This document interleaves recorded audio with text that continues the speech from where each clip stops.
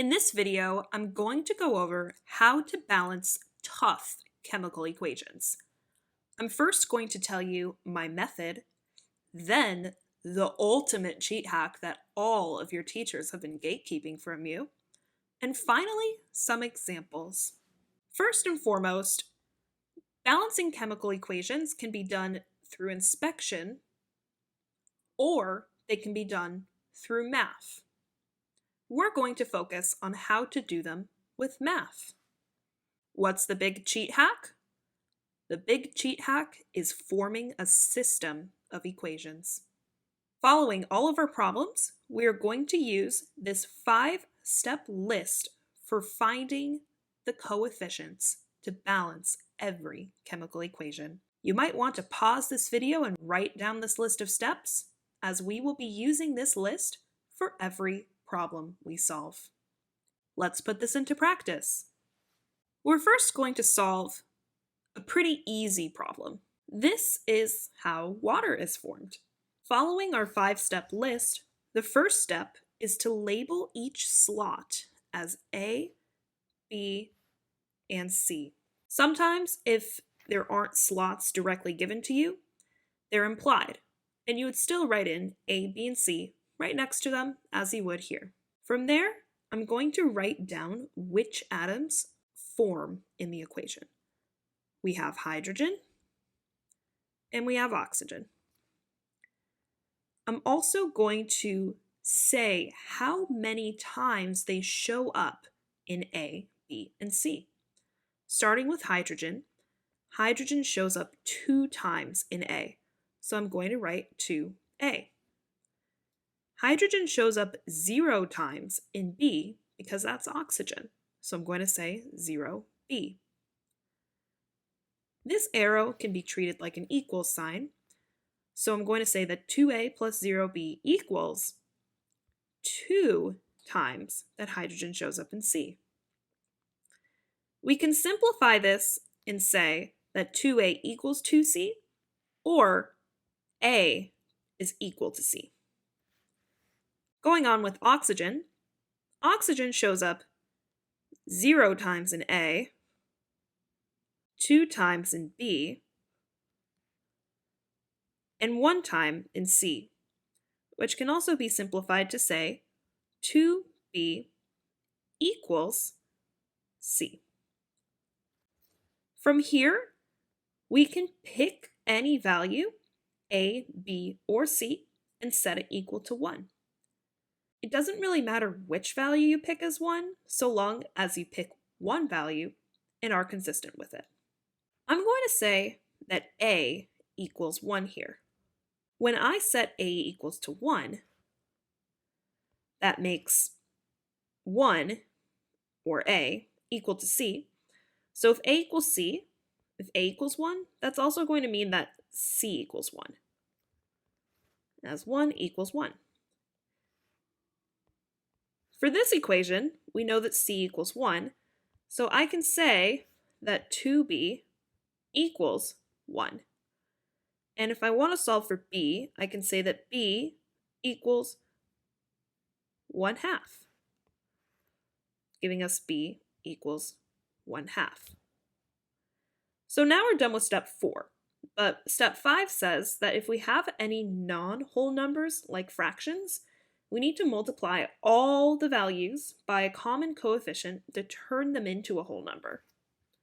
Because A, B, and C can be all multiplied by 2 to form a whole number, that's what we're going to multiply them by, giving us a final answer of A equals 2, B equals 1, and C equals 2, giving us 2H2 plus O2 leads us to 2H2O.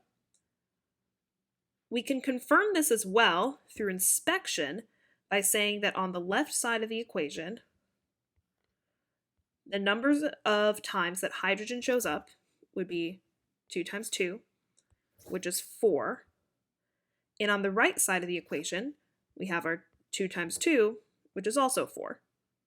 For oxygen, we have 2 times 1, that's 2. And on the right side, we also have 2 times 1, which is 2. So it checks out this way. Let's see what would happen if we set b equal to 1. The good thing is we can still use the same system of equations because step 1 and 2, that's all the same. We're just only going to change up step 3 now. So in this case, let's say b equals 1. b equals 1. In this case, I'm going to start with this equation and say that 2 times 1 equals c, making c equal to 2. c equals 2. And then if a equals c, then a would also equal 2. This time, we don't have to do step 5 anymore because we have all whole numbers. And our a, b, and c values were the same as last time. Now, if you want to get really wild and just ultimately ultra cement this in your head, we can say, what happens if we let c equal 1? If we let c equal 1, well then again, a equals c, so a would be equal to 1. 2b equals c, well then we would have 2b equals 1, and b would equal 1/2.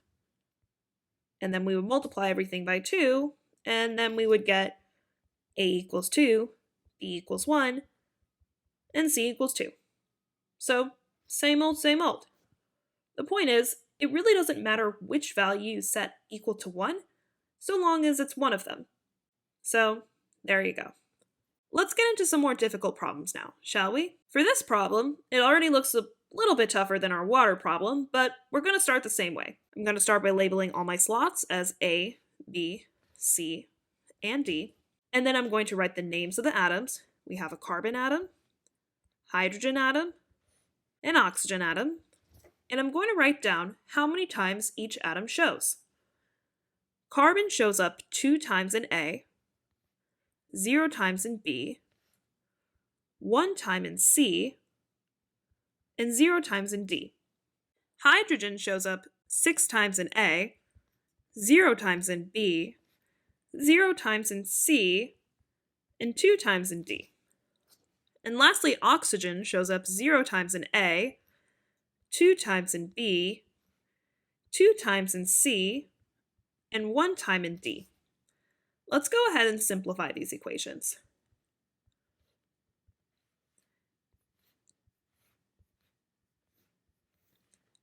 Carbon now is 2A equals 1C, or 2A equals C. Hydrogen is 6A equals 2D, or 3A equals D. And oxygen is 2B equals 2C plus 1D, or 2B equals 2C plus D. Now we're going to set any value equal to 1. Let's go ahead and set A equal to 1. A equals 1. Now we have, for our carbon, 2 times 1 equals C, giving us C equals to 2. For hydrogen, we have 3A, or 3 times 1, equals D, which is going to be equal to 3. And then for our B value, well, for oxygen, we see 2B equals 2C plus D, or B equals 2C plus D divided by 2, telling us 2 times C, which is equal to 2, plus D, which is equal to 3, divided by 2 equals the value of B, which is 4 plus 3 over 2, or 7/2. All right, well, shoot, we have to multiply stuff by a coefficient. But since this value here is over 2 and everything else is a whole number, we can just multiply everything by 2, giving us a final A value of 2, a B value of 7, a C value of 4, and a D value of 6.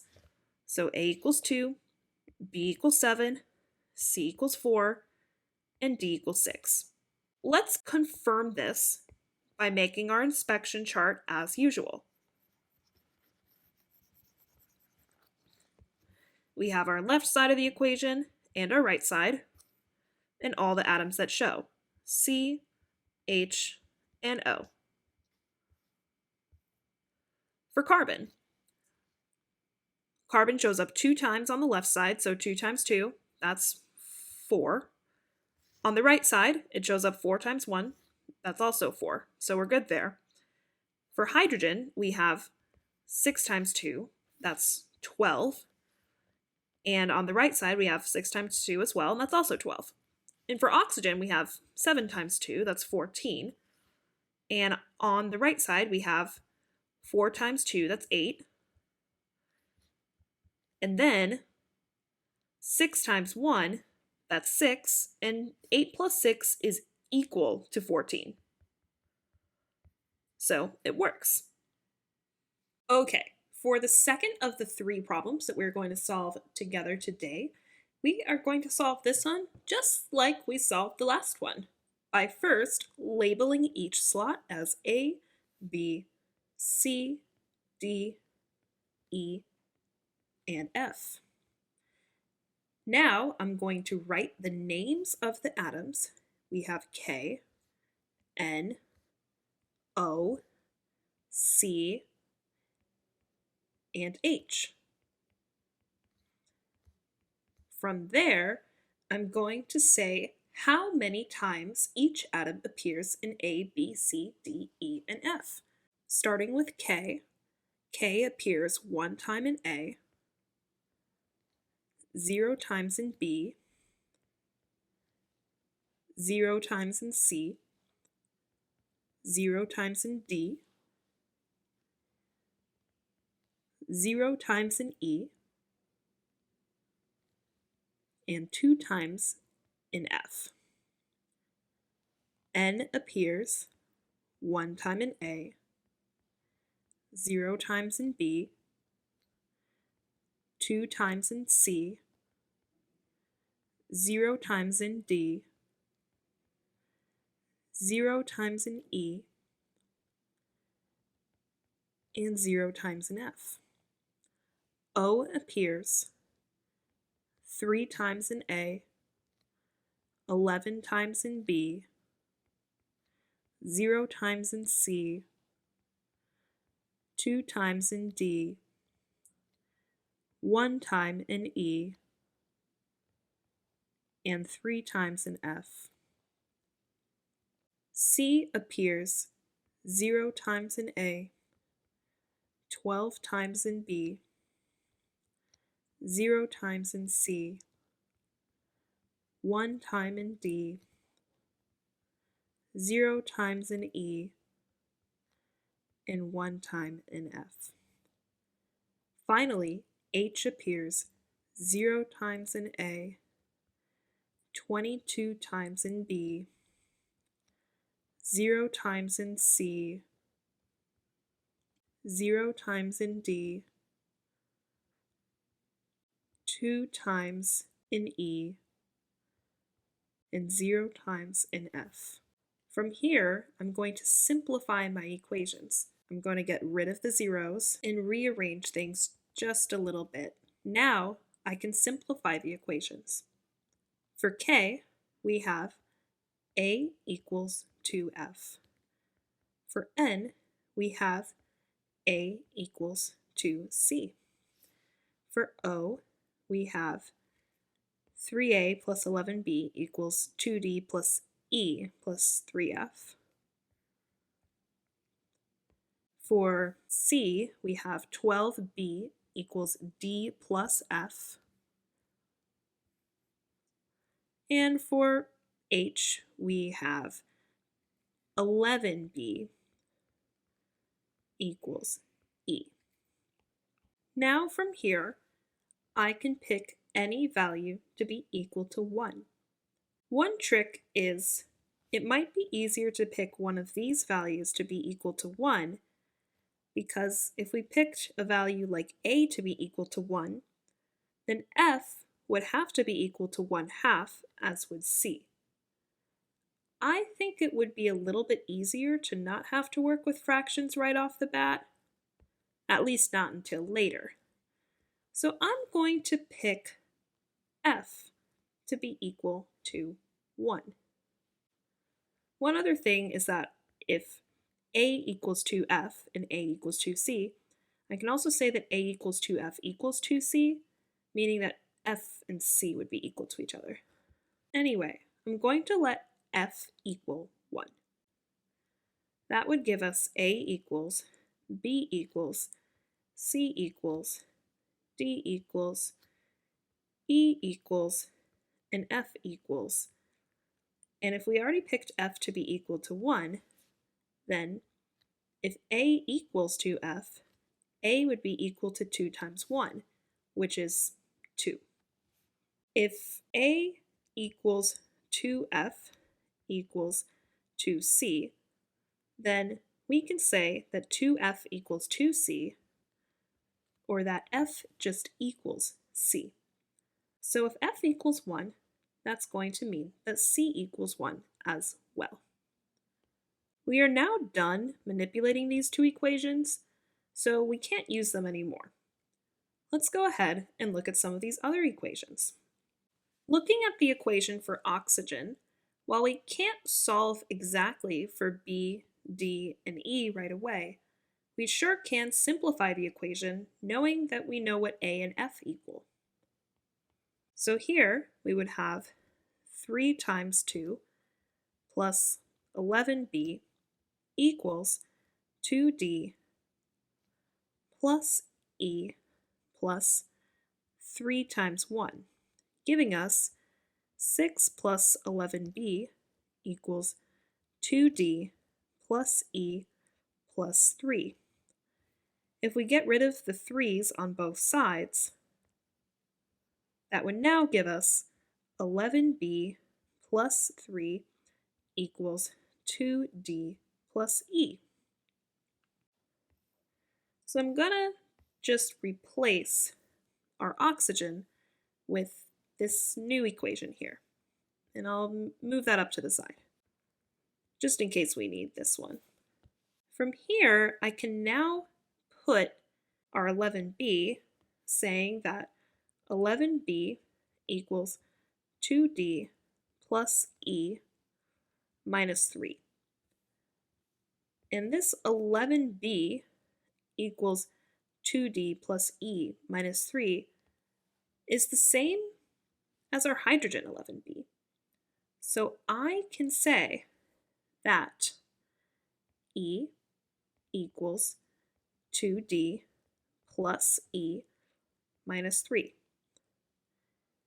Since e is on both sides, they can cancel out, saying that 0 equals 2d minus 3, or that 3 equals 2d. If we divided both sides by 2, we can say that 3/2 equals d. We can put this fraction right here. I'm going to check box the O and H equations since we've used those, but we haven't used the C equation yet. This one says 12b equals d plus f. We know what d is and we know what f is. So b is simply going to be 12 times of that. If we plug in d, d is 3/2 and f is 1. And that's going to be equal to 3/2 plus 1, which is also the same thing, as 2/2. 3/2 plus 2/2 equals 5/2. So now we can say that 12b equals 5/2. But if we want to isolate b on its own, we have to multiply both sides by the inverse, or divide both sides by 12. When it comes to fractions, though, using inverses is the same thing as dividing. So 12 divided by 12 is the same thing as 12 times 1 over 12.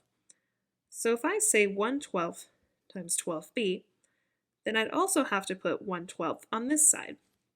These 12s would cancel out, leaving us with b equals 5 over 24. If b equals 5 over 24, we can use this equation again and know that e equals 11 times b.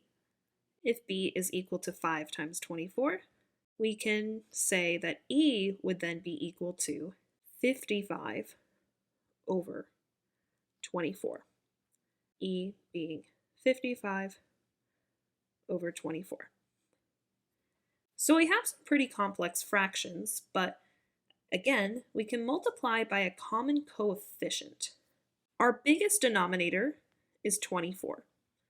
And luckily, 24 and 2 are divisible numbers. So we're going to go ahead and do that.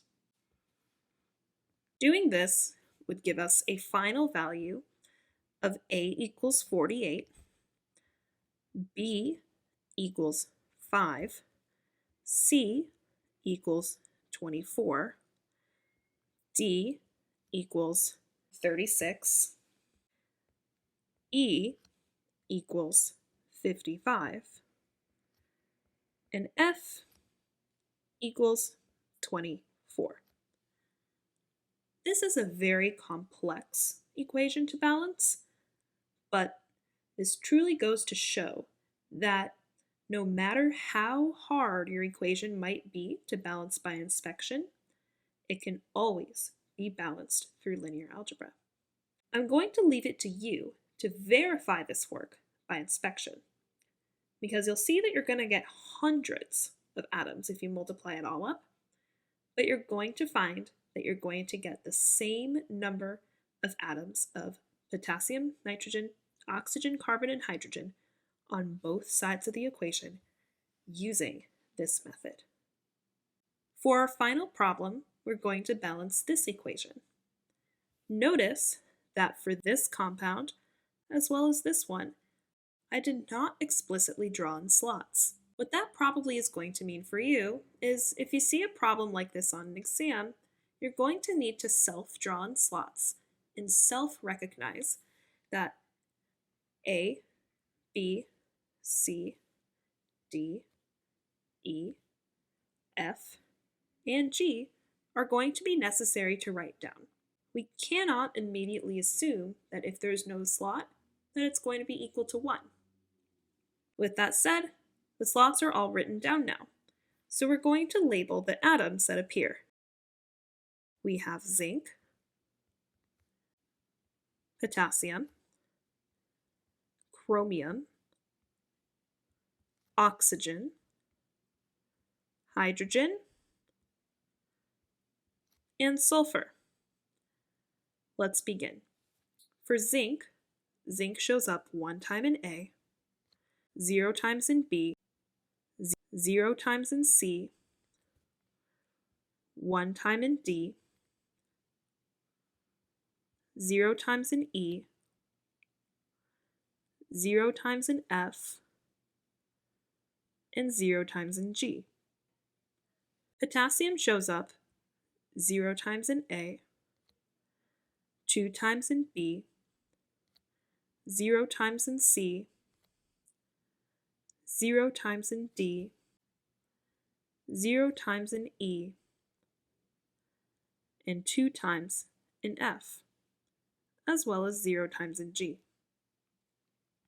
Chromium shows up 0 times in A, 2 times in B, 0 times in C, 0 times in D, 1 time in E,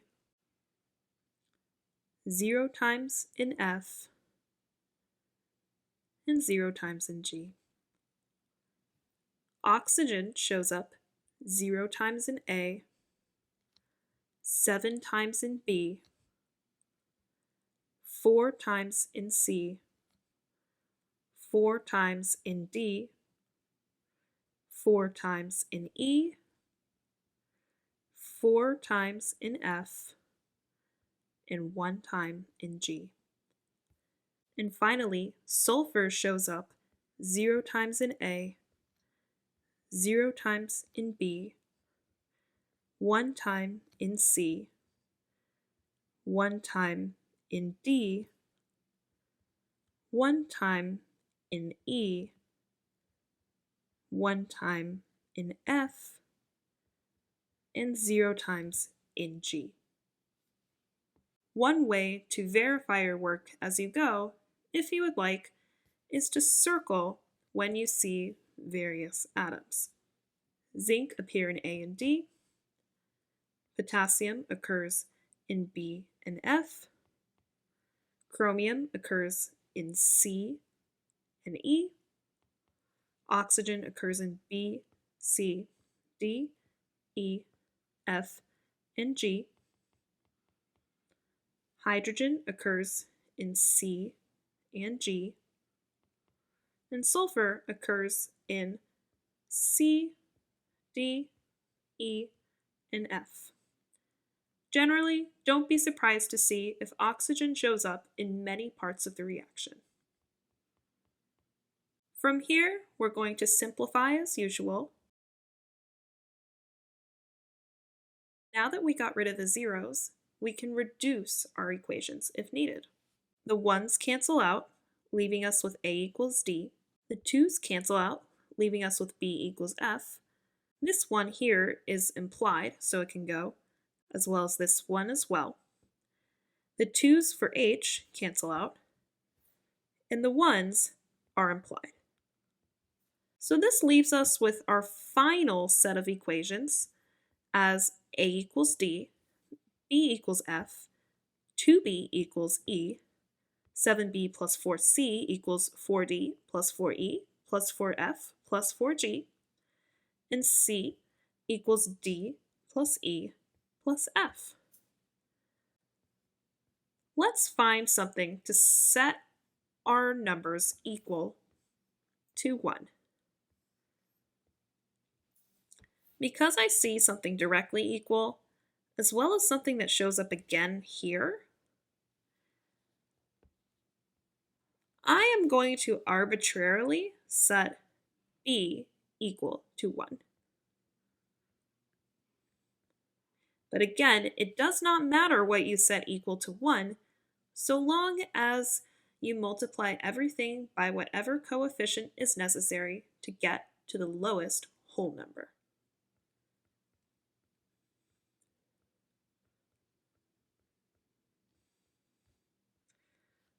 Alright, so if B equals 1, then B equals F, meaning that F is also equal to 1.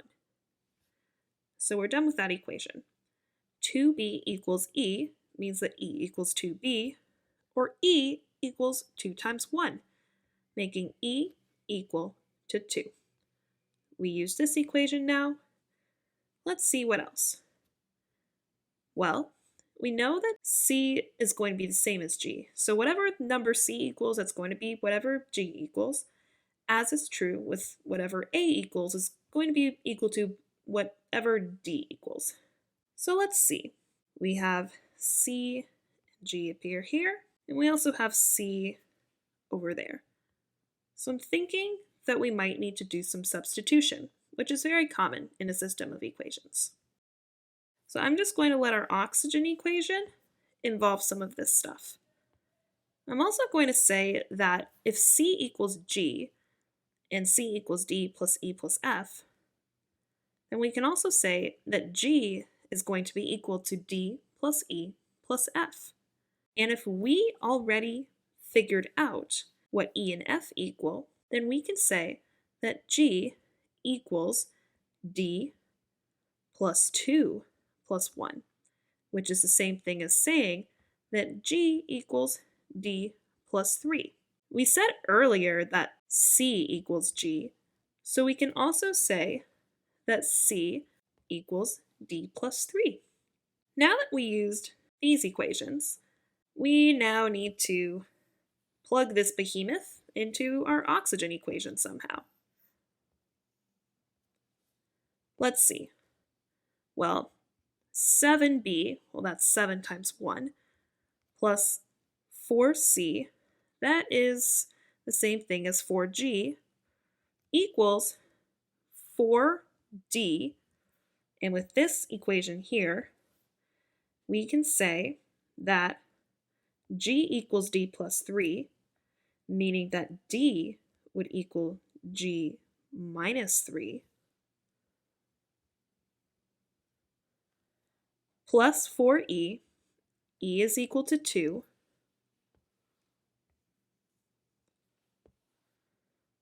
plus 4f, f is equal to 1, plus g. So now we have everything in terms of one variable. Let's simplify. 7 plus 4g equals 4g minus 12 plus 8 plus 12 plus g. These 4g's cancel out. This simplifies to 7 plus 4g equals 4g minus 12 plus 8 plus 4 plus g. Now, these 4g's cancel out. This negative 12 cancels out with this positive 12, leaving us with g equals 7. Now by this equation, we know that g is also equal to c, so if g equals 7, that leaves us with c being equal to 7. So now we can say that, based off of this equation here, c equals d plus e plus f. But a is equal to d, so I'm going to replace this d with an a. That tells us that a now equals c minus e minus f. And if c equals 7, e equals 2, and f equals 1, that leaves us with an a value of 4. And we know that a equals d. So if a equals 4, d is also going to equal 4. This would actually be our final answer because we cannot simplify these whole numbers any more than we already have. Now, I also challenge you to try this out by inspection. See if you get the same number of atoms that appear on both sides. The good news is that you will, but I just want you to try it out, just once on your own. Alright, I hope this video was helpful and gives you a little bit more insight on the mathematical side of chemistry. Chemistry is really closely tied with high-level math like differential equations, calculus, and linear algebra. By being able to apply principles of higher-level math into our chemistry, it will allow us to confidently solve very difficult balanced equations that you might not be able to easily do by inspection. So, leave a comment below, give me a review on how helpful this video was for you. With that said, I hope you have a really good day and happy studying.